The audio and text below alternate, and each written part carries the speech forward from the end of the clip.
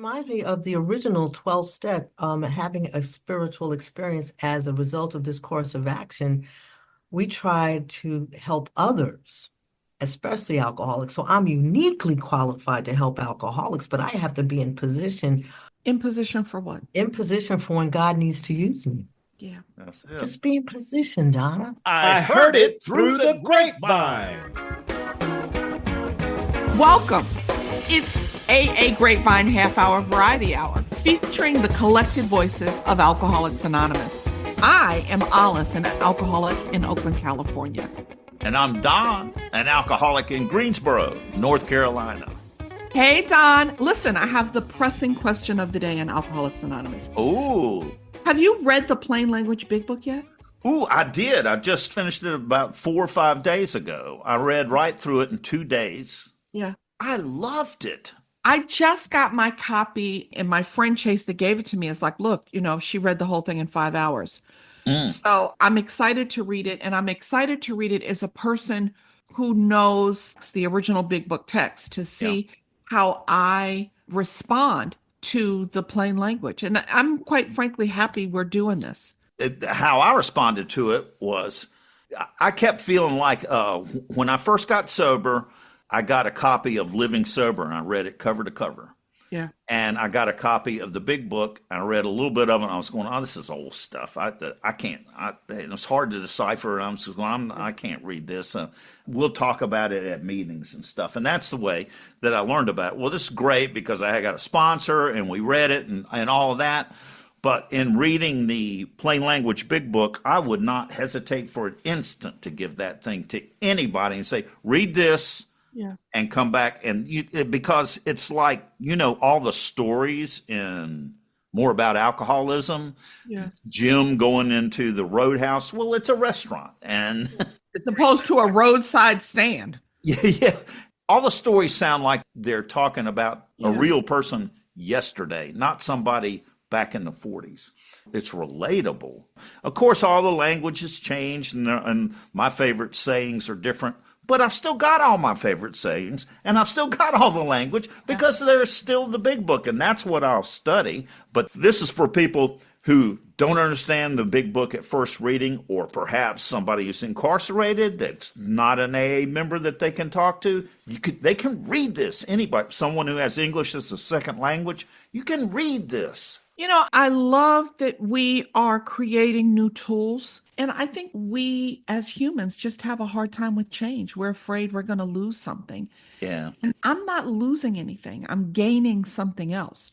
We're not doing away with the original Big Book, right? There's a 5th edition that's coming out. But this is another tool that we have to help people who may struggle with the language in the original Big Book. I'm glad we did it. Yeah. So I'm really, really excited to have my friend Donna J join us from Winter Park, Florida. And in addition to Donna, we are going to return to one of our recurring segments, Blast from the Past. We have a recording from our co-founder, Bill W., who's speaking in Fort Worth, Texas, back in 1954. Time, endlessly stretching forward and backward, but only ever existing in this moment. It makes the mind reel, doesn't it, Don? Yes. My mind's reeling. But first, the newsreel.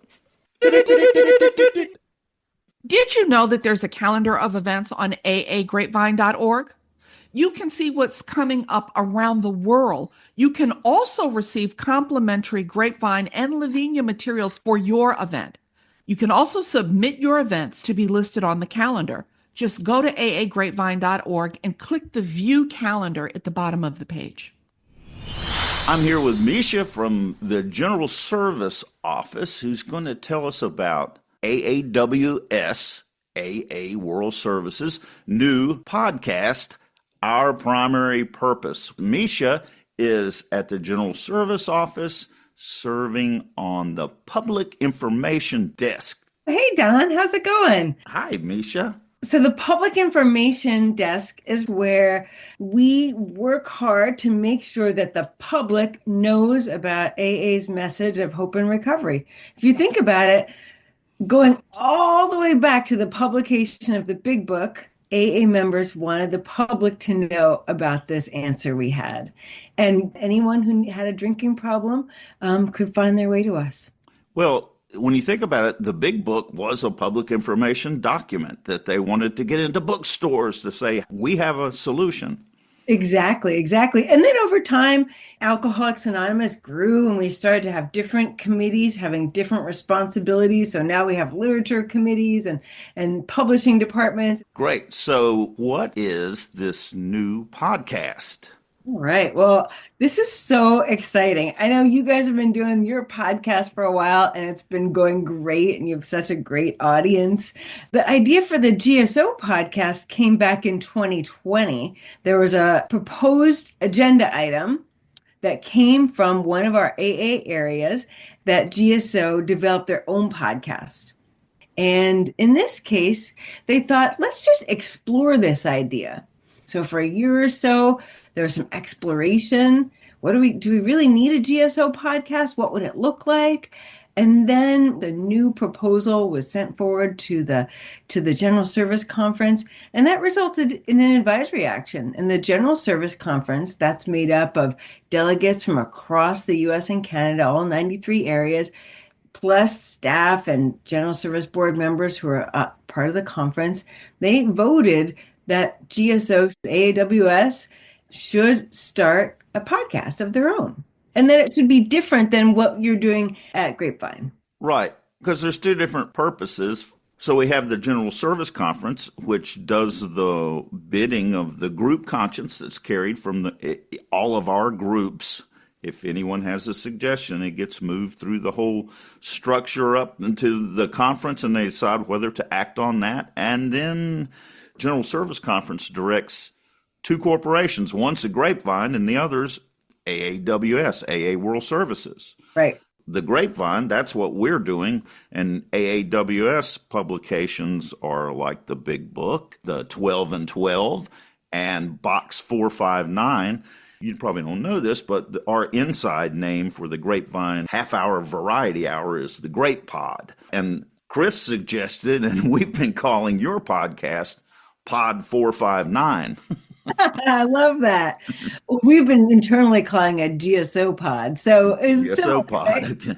Yeah, so exactly what you're saying here. What they really wanted to see is a form of service material like Box 459 to happen over the podcast format. And really, it's just a way of communicating with the fellowship and with folks who are outside the fellowship what the General Service Office is, what it does, and a little bit about what it's up to. You're going to be doing more news, and what sort of things are going to be, and what are some of the stories that are going to be upcoming? The podcast is really kind of focused on first informing people what is the General Service Office. Mm-hmm. How do we fit into all of this? A lot of folks are parts of groups or even meetings that might send in their 7 tradition contributions into the General Service Board, and they wonder, where's that money going to? How is that being spent? So we want to share what the office is. So the office is the place where we're responsible for AA archives. We're kind of a service entity. What we do is we have different desks, CPC, cooperation with the professional community, public information, corrections. We have all of these services. And what we do is we develop materials to support the trusted servants who are out there in the world. So right? Where do our pamphlets come from? Where do our pamphlets come from? How do we get content onto tablets that folks who are in correctional facilities can read, right? How do we, support remote communities? How do we have new materials, new workbooks, new kits for our new trusted servants? All of those things are coming out of the office. So have you heard some of the episodes? Have you already recorded the episodes? Oh, yeah, we're well and underway. So the things we're going to be talking about, a little bit about how the history of the office came to be, digging into the archives a little bit. The folks who work in archives are amazing. So we have a whole episode dedicated to, talking with them and going through the archives so that folks who can't get to New York can listen to the podcast and get a sense of what it's like. Mm. What kinds of things are in the archive? What can we learn from, seeing the things that we have the typewriter that the big book was written on. We have the couch, right? We have these amazing artifacts that are part of all of our shared history. Yeah. What's the podcast going to sound like? Oh, wow. So it's really fun. So each episode, we're going to have a little bit of history, some archival audio. We're going to talk with AA members who are visiting the office about their journeys and service. We're going to then chat with folks in the office about what's happening that we think the fellowship would want to know about. There's lots going on, and we want everyone to know what's happening. So the podcast, how often is it going to come out? So we're going to be launching our first season on January 14th. And the first season is 8 episodes dropping weekly. So you're going to run 8 podcasts, and they'll be available wherever you can get podcasts. You can sign up for it. Exactly. And we're calling it Our Primary Purpose. Our Primary Purpose. Misha, thanks so much. You are so welcome. It's been a pleasure to chat with you, Don.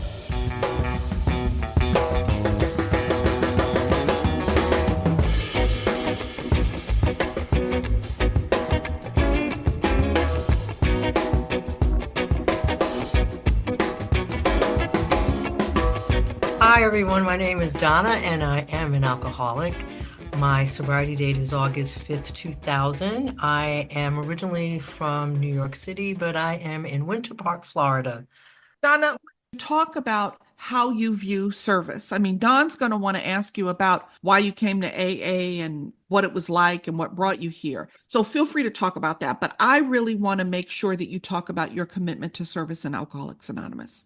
If it wasn't for the people that were placed in my life early on, my sobriety date is August 5th, 2000, I had been living in a therapeutic community. So it was not easy for me to have a sponsor that I can call every day because I didn't have phone rights. I didn't have phone privileges. I had went to a meeting and I heard a woman share what she was like, what happened, and what she's like now, and what she was like, I still was like. And God bless her for approaching me. Yeah. And she asked me, was I willing to go to any length, never to drink again? See, I had been hearing just don't drink for today, and I was 45 years old, and trust me, I did not want to think about alcohol. I mean, I always heard that and thought, well, I know you're talking about not drinking ever again, even though you're saying we're trying to do some kind of ninja mind trick. Right. Little did I know that it's a spiritual principle, one day at a time. Well, it just resonated with me. Mm-hmm. Because it was a different message than what I had been hearing. Because I was 45 and I was about to graduate a therapeutic community. And I thought that I had to be on guard, watching for alcohol. And I was tired. I didn't want to think about alcohol. Yeah. See, the thing that I didn't realize that the obsession had been lifted because for 18 months, a thought of a drink hadn't occurred. But see, I also realized today that my mind does not let me see the entire truth.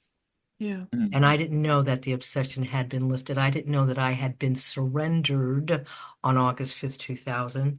August 5th, 2000, I was too exhausted to think about it next time. Prior to this date, I was, okay, who am I going to borrow money from? Okay, I did that day in, day out. Yeah. And this particular day, it was, I just didn't have the energy. What did you do that day? I just didn't do anything. It was hot. I had 50 cents in my pocket once again. And see, I believe as the pain is getting greater and greater and greater, there's something happening within that we're not aware of, that grace had blossomed enough that self had to release me.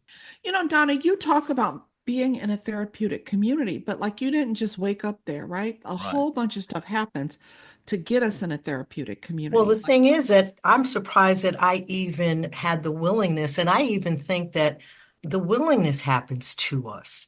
Yeah, that's for sure. I was able to say to my mom, and I had never said this, I told her I was done. I knew I was done. Yeah. Yeah. See, I could never do anything without a drink or a drug. I even was invited to an NA dance.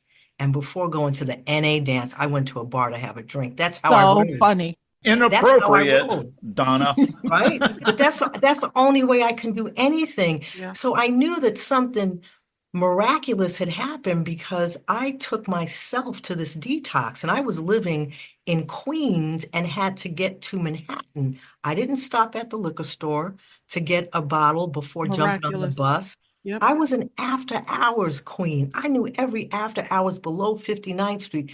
Didn't get off the subway where I knew there was going to be a spot for me to get high.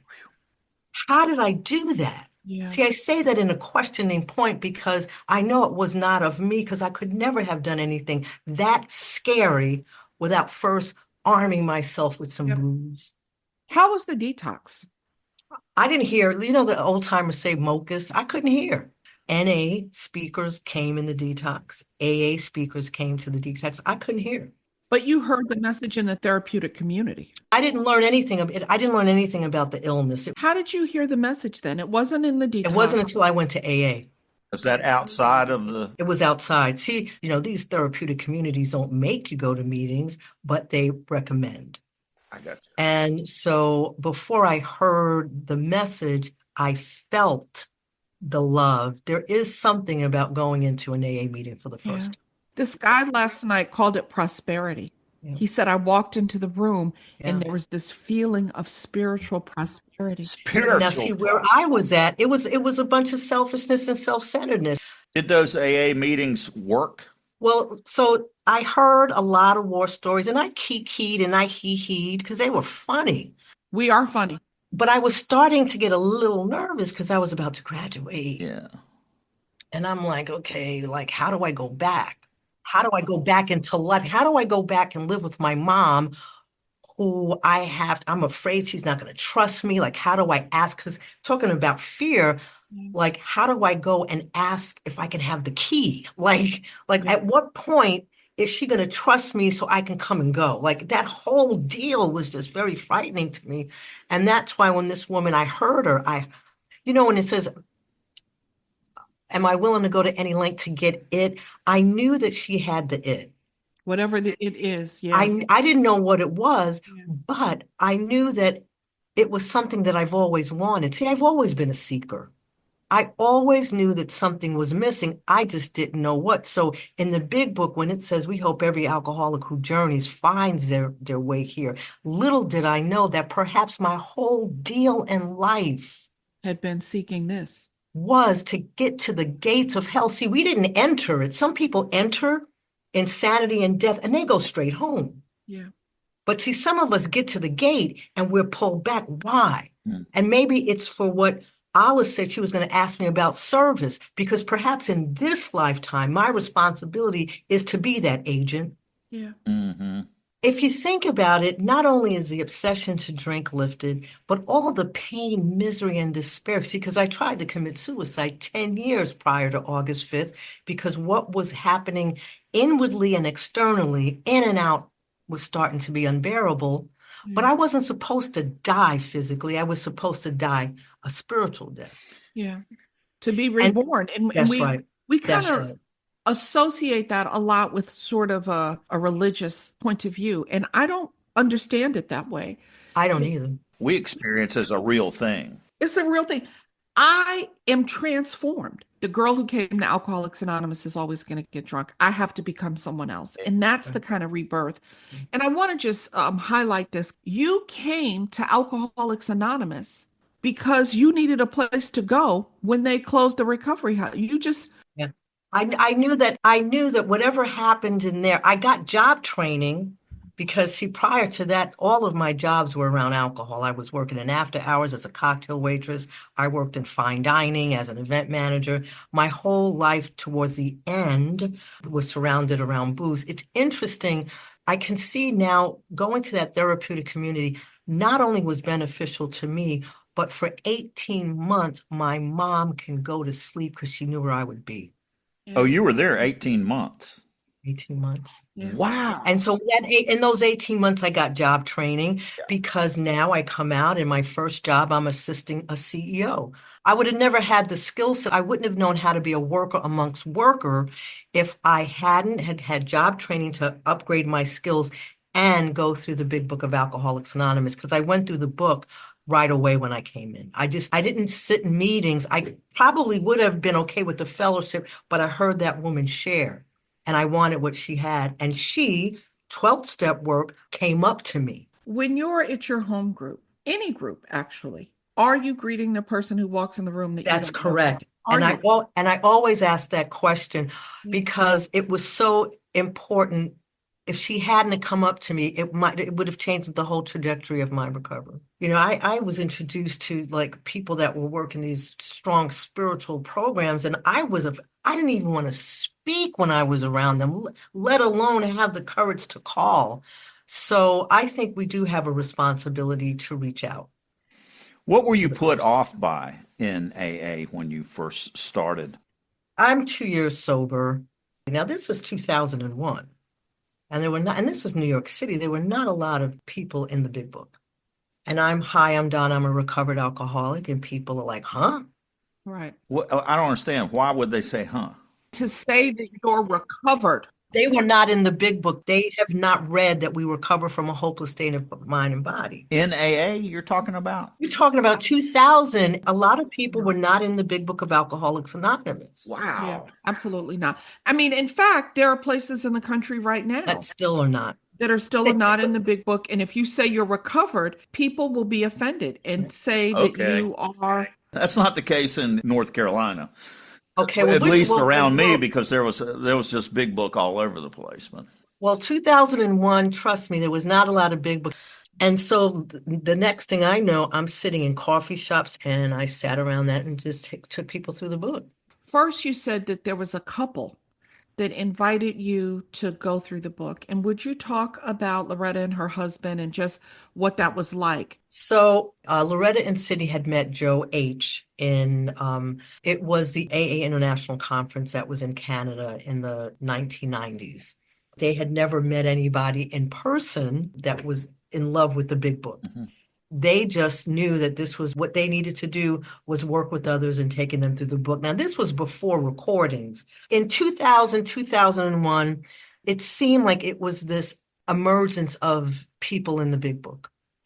Right. And we start developing the fellowship that we crave. So instead of my reliance being on a sponsor, because I couldn't have a sponsor in the therapeutic community, all I had was this workshop. And so we would be in the workshop for an hour and we couldn't get off the corner. We couldn't get off the block because we would be another hour on the corner talking excited about what we were learning about this illness. If somebody had said to me when I was out there drinking like an alcoholic and said, Donna, did you ever obsess over alcohol? Did your body crave it? I might have admitted I was an alcoholic. So it made me realize that I'm not a bad person. I'm not the scum of the earth, that I really didn't have power over this really baffling, cunning illness. Yeah. Now, this is from my perception. Because like I said, when I came in, there were not a lot of people that were taking people through the big book. And all that time, there was enough people that had gone through the book that there were so many people in position when COVID hit. Yeah. There were a lot of people doing big book studies. It's amazing to me on Facebook that every flyer is a speaker that's carrying a message of hope and not just war stories. Everybody's doing big book workshops. And when I came in, it wasn't that many. So just think about all the people that like I took through, that they took through, that they took through. And now we're all available for people who hadn't had the solution in their home groups. I just think it's brilliant. Yeah. Your experience is so wildly different than mine. In the area you were in, you were just surrounded with people who sounds like were doing AA on the fellowship alone rather than on the big book is the text book of Right. Alcoholics Anonymous. So it's really interesting. In my area, it was there. It's just wild to me that it wasn't there in your area. It's incredible. I'm so glad that you found those people. But no, I believe I was placed. Yeah. Yeah. What's AA like for you today? You're the workshop queen, right? You're always running a workshop. Yeah. There's too many people that ask me to work with them that I can't do one-on-one because time doesn't permit. And so I'll take them through the book in a group. How many people are in the workshops? It's interesting because it'll start with maybe 35, 40 people. By the And time the we get to crowd step, thins, yeah, doesn't by it? the time we get to step 4, there may be 15, Yeah, 10. that's But right. what I started doing, step 4, slowly in segments. Like it only takes 1 week to write your list, Yeah. another week to write why you're angry at these people. But then it may take a considerable amount of time to look at those 7 areas of self. I'll take 2 at a time. Let's look at self-esteem and let's look at pride and let's look at the beliefs around that Yeah, because we loiter. absolutely. And my responsibility is I want to see people go through. And so I'll do what I can so that people don't talk themselves out of, well, I don't know if I'm doing it right and it's Right. taking too long. Right. And it's interesting that the mind will keep us from freedom Yes. over some BS. Donna, these are not the steps we read and talked about. These are the steps we took. That's Yeah. right. And completing the steps, we change. And the man I was drank, the man I was will drink again. I have to change, and I change through the steps. Something happens. I Yeah. should not be the same person I was if I go through this work. And you have a glow about you. It's the makeup. Glow.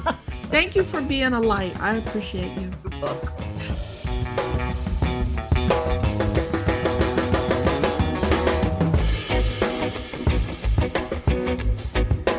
And now we have a 7-minute clip of Bill W. speaking in Fort Worth, Texas, 1954, on our third legacy. The 3 legacies of Alcoholics Anonymous are recovery, unity, and service.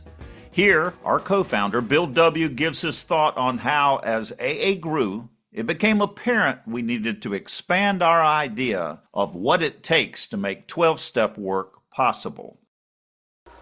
20 years ago, come this fall, my friend Debbie had been released from drinking. He knew the awful shape I was in, and he thought he'd like to tell me his story, to hand down what had been handed to me. So he got himself on the subway and marked this. He had to drop a nickel in the turnstile, otherwise he never got to me. And he arrived and he handed down the story. My legacy, which has 3 parts. He handed down to me an opportunity to recover from one of the most terrible maladies known to man.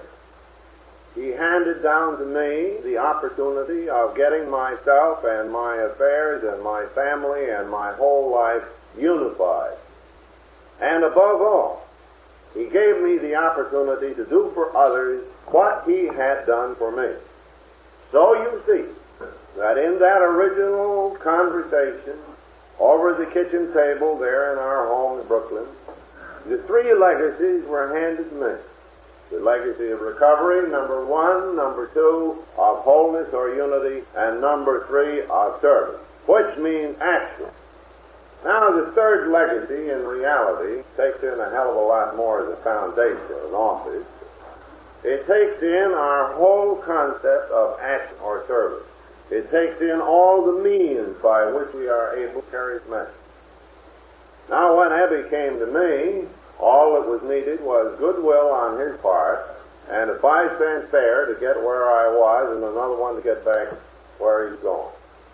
But if it hadn't been for that 10 cents, he wouldn't have reached me, would he? But it was all as simple as that. The rest of it was communication between him and me over the table, handing me these 3 legacies, which all of us in turn have been passing along, one to the other. Now then, everybody knows about the 12 steps, and of course that is the great expression of AA in action, AA in service. But we have to make the 12 steps possible, just as Abby's nickel in the turnstile made it possible for him to get to me. And as time has passed, and this thing has grown, the problem of communicating with each other, with the drunk and his wife coming in the door, with the millions who don't know at all about it yet, has got to be more complex, maybe a little bit more expensive if we are to serve well. So that service in AA is just not a matter of talking to the next drunk. It's getting in touch with him, getting in communication with him, providing him with what he has to get well. And he doesn't get well just on talk, as we presently see. I suppose that one of the very earliest services was in Dr. Bob's parlor, when Annie went out in the kitchen and brewed a pot of coffee and brought it into that early 2 or 3 gathered in that living room. That was a service, a small sacrifice that made our meeting better. It helped make 12-step work possible. The house we sat in was a part of the service. We don't often do this on curbstone. Well, when the meetings got too big for that house, actually, they moved to a bigger house, and the people that let us have it, who were non-alcoholics, were providing us with a service, place to meet. Well, by and by, that got too small, and then we had to move out into a hall. Well, when we moved out into a hall, if we couldn't get a free one, we were up against landlords.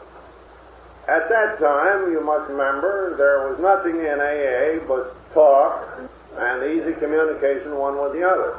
But we know that we had to meet together to give ourselves the best chance to stay dry and to give the drunk coming in his opportunity to begin the program. So we had to have meetings. Well, meetings meant meeting places. Up to this moment, there wasn't a cent of money concerned in the process, except what a fellow took out of his own pocket to help the next guy or to get to him. But now there came a brand new element into our affairs. We started to pay rent on meeting halls, and we started to pay that rent as a group. And we dropped money in the hat. Well, at that point, being drunk, a good many of us started groaning.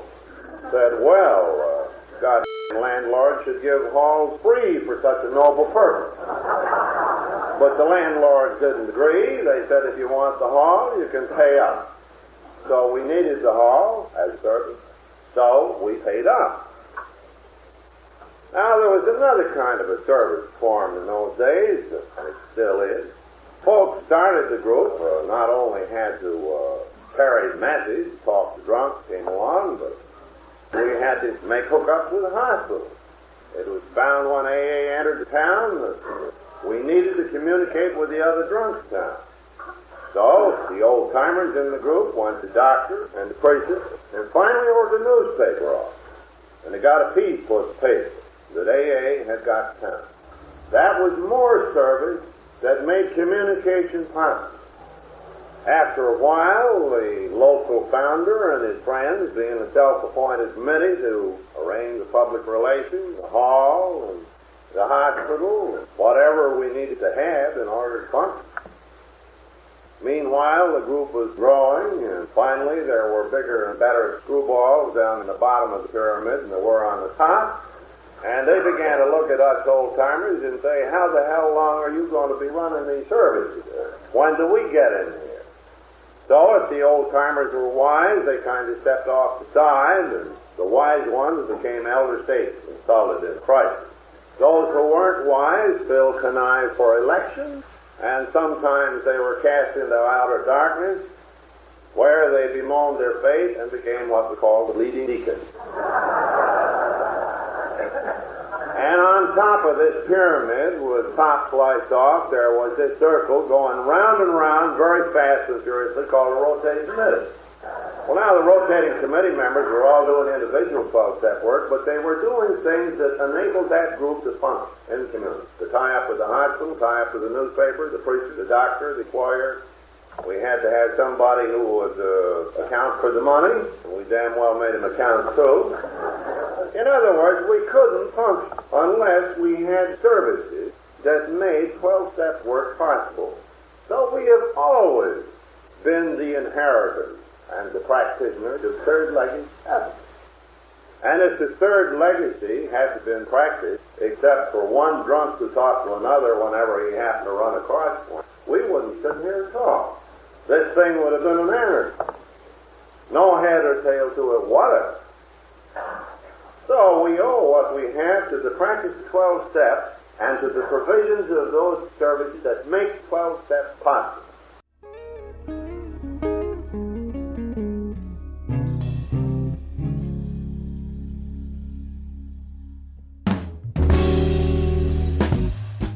Do you and your friends use the Grapevine app? It's a portal into the world of the Grapevine. The app is provided at no cost, but you get the most out of it by subscribing today. App development is all about adding features and squashing bugs. If you haven't opened the app in a while or you uninstalled it, check it out again. Subscribing to the app supports everything we do. We provide the podcast, the YouTube channel, our Instagram account, both the Grapevine magazine and Lavinia, and all the Grapevine books and literature. The app is free to download in your phone's app store and has great content and features provided at no cost to you.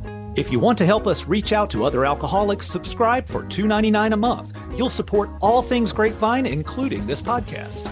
Wow!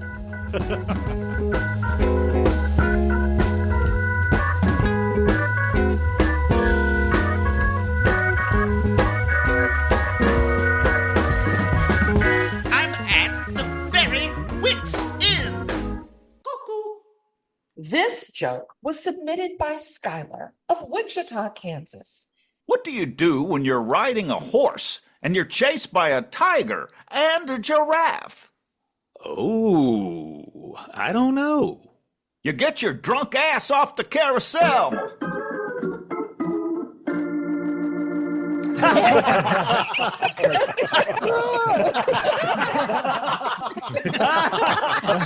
It's really not that funny.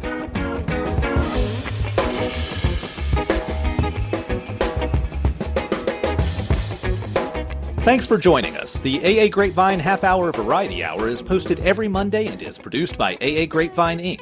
We don't speak for AA as a whole. We share the experience, strength, and hope of members to help others recover from alcoholism. All things Grapevine are available at aagrapevine.org, including our app and how to get in touch with us. Find us on Instagram and YouTube. If you want to know more about AA, visit aa.org or search online for Alcoholics Anonymous and your city.